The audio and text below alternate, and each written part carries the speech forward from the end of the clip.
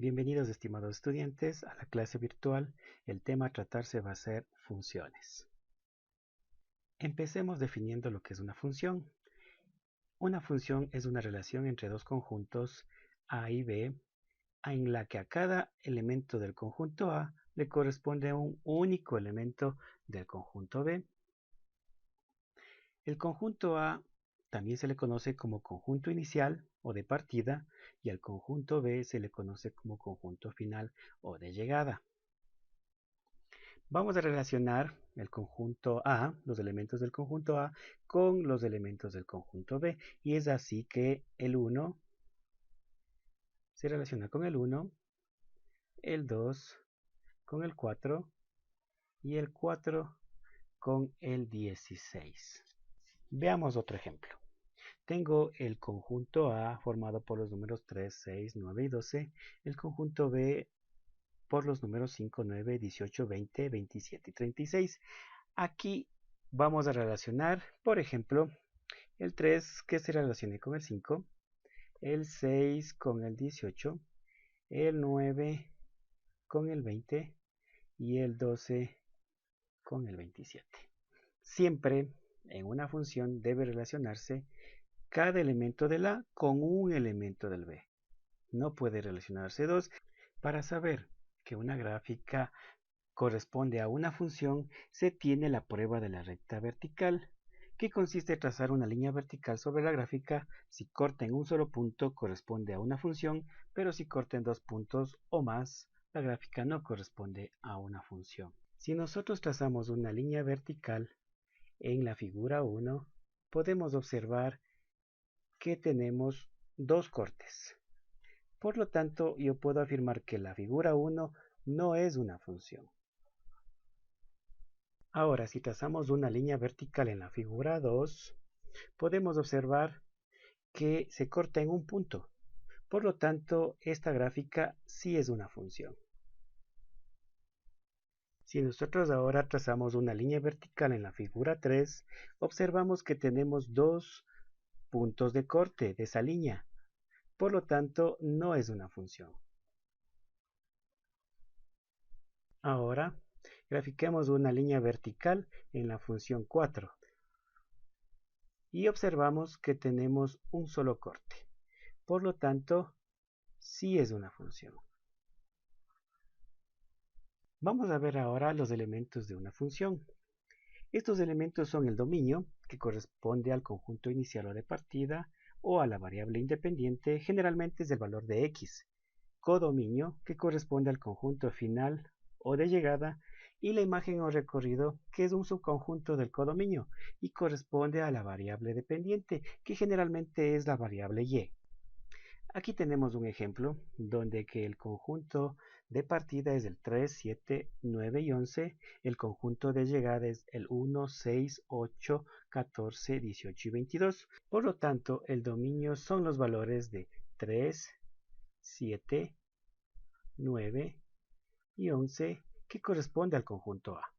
El codominio viene a ser los valores 1, 6, 8, 14, 18 y 22, que corresponde al conjunto de llegada, mientras que el recorrido va a ser todos aquellos valores que se relacionan con el conjunto A. En este caso, el 3 se relaciona con el 6, por lo tanto el 6 es parte del recorrido. El 7 con el 14 es parte del recorrido. El 9 con el 18, por lo tanto el 18 también es. Y finalmente el 22. Aquí tenemos otro ejemplo. El conjunto A 1, 2, 3, 4, el conjunto B 1, 4, 7, 9 y 16. Por lo tanto, el dominio será los valores de la 1, 2, 3, 4. El codominio, los valores del conjunto B 1, 4, 7, 9, 16.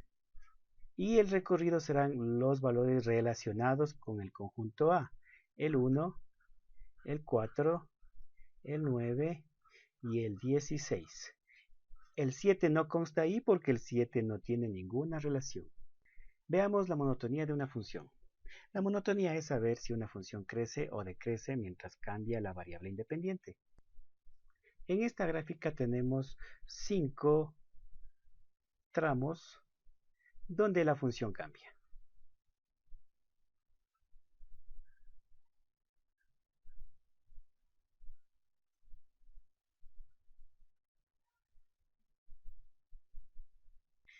Veamos qué pasa con el tramo 1. Vamos a sombrearlo y podemos observar, si recorremos de izquierda a derecha, que comienza a decrecer. Por lo tanto, podemos decir que el primer tramo decrece. En el segundo tramo de la función podemos observar que se mantiene constante. El tramo 3, si nosotros lo observamos, nuevamente comienza a decrecer. Mientras que el tramo 4 observamos que ahora comienza a crecer, va subiendo. Y finalmente el tramo 5 observamos que se mantiene constante. En resumen, el 1 y el 3 decrecen, el 2 y el 5 son constantes y el 4 crece. Veamos ahora los extremos de una función. Son los máximos y mínimos que tiene una función. Estos pueden ser absolutos o relativos. En esta gráfica vamos a observar cuáles son los puntos máximos y mínimos. Tengo dos máximos, el 1 y el 2. Tengo dos mínimos, el 3 y el 4. Entre los dos puntos 1 y 2, el más alto, que es el valor número 2, será un máximo absoluto, mientras que el punto 1 será un máximo relativo. Entre los puntos 3 y 4, el 3 que está más abajo será un mínimo absoluto, mientras que el punto 4 será un mínimo relativo. Veamos los ceros de una función. No es nada más que los puntos de corte con el eje X. En esta gráfica tenemos un total de 4 ceros, ya que son 4 los puntos donde que corta la gráfica con el eje X. Simetría. Dentro de lo que es simetría par, todo gráfico que esté en el primer cuadrante deberá ser reflejado en el segundo cuadrante. Así. Como observamos, la gráfica que está en el primer cuadrante es similar al segundo cuadrante. Si yo grafico en el cuarto cuadrante, deberá reflejarse en el tercer cuadrante, como observamos en la gráfica. Si yo grafico tanto en el primero como el cuarto cuadrante, también debe ser reflejado en el segundo y tercer cuadrante. Y ahí se tiene una simetría par. La simetría impar es cuando es simétrica con respecto al origen. ¿Eso qué quiere decir? Que si yo realizo una gráfica en el cuadrante 1, debe ser reflejado en el cuadrante 3. Si yo grafico en el cuadrante 2, debe verse reflejado en el cuadrante 4. Si yo grafico en el cuadrante 1, se debe ver reflejado en el cuadrante 3 y si me paso al cuadrante 4 deberá verse reflejado en el cuadrante 2. Y eso es una simetría impar. Si la función no es ni par ni impar, se dice que no son simétricas o no tiene simetría. Eso quiere decir que si en el un lado está una gráfica, por ejemplo, de esta manera, en el otro lado puede estar de otra manera. Entonces observamos que en el primer cuadrante la gráfica es distinta al segundo cuadrante. A continuación se presentan unas gráficas y se debe reconocer qué simetría es. La gráfica 1. Se puede notar que en el cuadrante 1 no es similar al cuadrante 2, por lo tanto no es simétrica. En la gráfica 2, de la misma manera, se observa que el primer cuadrante no es igual al tercer cuadrante, por lo tanto no es simétrica.